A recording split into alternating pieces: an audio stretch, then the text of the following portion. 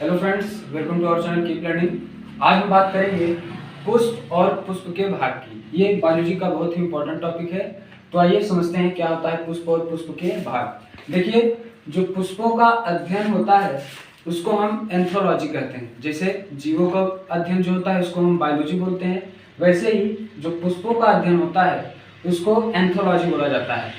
जो पुष्प होता है वो पौधे का जनन अंग होता है, यानी पुष्प को पौधे का जनन अंग बोलते हैं। इसी से पुष्प जो पौधे होते हैं वो अपनी अगली पीढ़ी को लाते हैं। किसके माध्यम से लाते हैं? पुष्प के माध्यम से। तो पुष्प का क्या हुआ?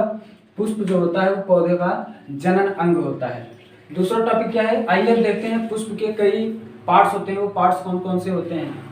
यहाँ पे आप देख रहे हैं जो ये लाइन के समान ये जो रचना बनी हुई है इसको हम बोलते हैं वृंत। इसको क्या बोलते हैं? वृंत। यानी जब हम फूल को पौधे से निकाल लेते हैं तो इसी को पकड़ के निकालते हैं, यानी इसी से वो अलग होता है, इसी से पौधे से अलग होता है, इसी को आप पकड़ते हैं। ठीक है, तो इसका क्या काम है? इसको पकड़ने का काम है। फूल को किससे पकड़ा जाता है? वृंत। फूल का वृंत ही पकड़ा जाता है। वृंत यानी कि ये इसका कुछ विशेष कार्य नहीं है। नेक्स्ट क्या आता है? इस तरह की आप जो ये संरचना देख रहे हैं ये है बाह्य दलपुंज।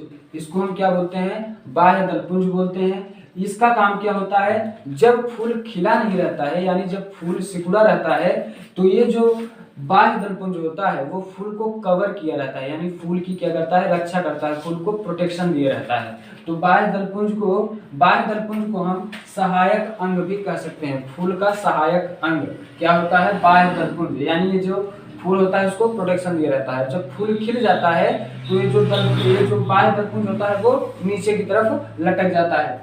नेक्स्ट क्या है? नेक्स्ट भाग है इसका दलपुंज, यानी जो ये आप ये वाली संरचना देख रहे हैं दलपुंज, यानी जो फूल का मेन पार्ट होता है। यानी जब आप फूल को सूंघते हैं, फूल को देखते हैं, आप बता देते हैं कि पीले कलर का फूल है, ये नीले कलर का फूल है, तो आप क्या देखते हैं? क्या देख के आप बताते हैं? आप दलपुंज देख के बताते हैं।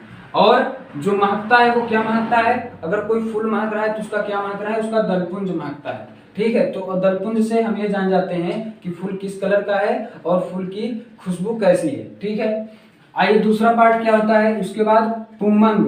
पुमंग यानी कि जो नर भाग होता है उसी को हम पुमंग बोलते हैं।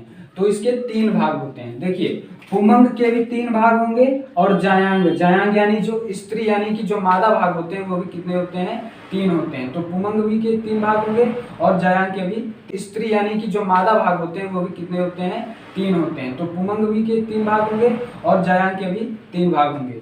पुमंग के 3 भाग कौन से हैं? ये जो एक कली निकली हुई है आप देख रहे हैं इसको हम बोलते हैं पुंकेसर। इसको हम क्या बोलते हैं? पुंकेसर बोलते हैं। इसको क्या बोलते हैं? पुंकेसर बोलते हैं। जो आगे संरचना ये गोल हो गई है इसको हम बोलते हैं पराग कोश, और इसी पराग कोश में कण भरे रहते हैं जिसको हम बोलते हैं पराग कण। तो ये जो लंबी सी संरचना गई है, जो कली गई है, उसको हम पुंकेसर बोलेंगे। आगे जाके ये संरचना गोल हो गई उसको हम पराग कोश बोलेंगे। इसमें कण भरे हुए हैं उसको हम बोलेंगे पराग कण। तो कितने भाग हो गए? 3 भाग हो गए। नेक्स्ट क्या है? आइए अब हम मादा भाग यानी कि जायांग के बारे में समझते हैं। जायांग के कितने भाग होंगे? 3 भाग होंगे। कौन कौन से?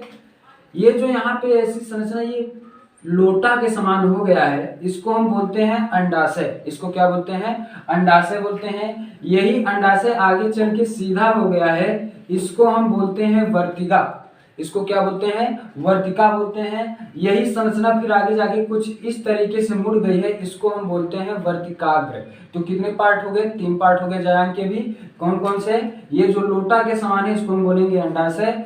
ये अंडाशय सीधा हो गया आगे जाके, इसको हम बोलेंगे वर्तिका। यही वर्तिका आगे जाके इस तरह से संरचना हो गया है, इसको हम बोलते हैं वर्तिकाग्र। अब एक टॉपिक है, वो टॉपिक क्या है कि ये जो पराग कण है वो पराग कण का इस वर्तिकाग्र तक आना ही क्या कहलाता है?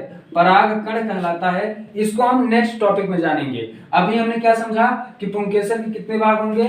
एक होता है वृत्त जिसको हम पकड़ते हैं, दूसरा क्या है? बाह्य दलपुंज है। बाह्य दलपुंज जो होता है वो हमेशा हरे कलर का ही होता है चाहे जिस पौधे में हो। तो हरा कलर है, इसको बोलते हैं बाह्य दलपुंज। इसका काम क्या है? ये फूल का सहायक अंग है, फूल को सेफ्टी किया रहता है। दूसरा क्या है? दलपुंज।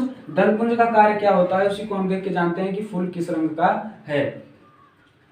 पुमंग में भी 3 भाग होते हैं। ये जो संरचना है ये पुंकेसर है, जो गोल हो गया आगे जाके वो परागकोश है, इसी में कण भरे रहते हैं जिसको हम परागकण बोलते हैं। मादा भाग में भी 3 भाग होंगे जिसको हम जायांग बोलते हैं। कौन कौन से? ये है अंडाशय, यही संरचना आगे जाके इस तरह से हो गई है, इसको हम बोलेंगे वर्तिका। और फिर यही संरचना आगे जाके किस तरह से हो गई है, इसको हम बोलेंगे वर्तिकाग्र। आशा करते हैं आपको पुष्प के बारे में समझ में आ गया होगा। नेक्स्ट वीडियो में हम जानेंगे कि परागण क्या होता है। Thank you.